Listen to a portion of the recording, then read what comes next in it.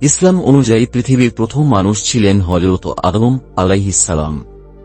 আল্লাহ তাকে মাটি থেকে সৃষ্টি করেছেন।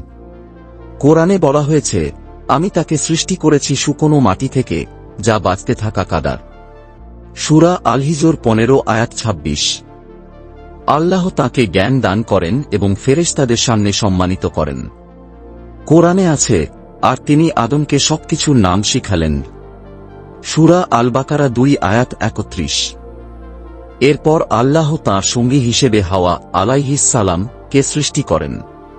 তাঁরা জান্নাতে ছিলেন, কিন্তু ইবলিস তাদের প্রলুব্ধ করল এবং তাঁরা ভুল করলেন।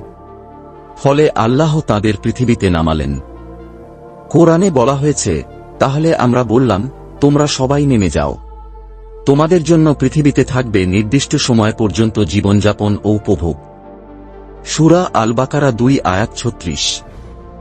হযরত আদম আলাইহিস সালাম ছিলেন প্রথম নবী, প্রথম মানুষ এবং সমগ্র মানবজাতির পিতা।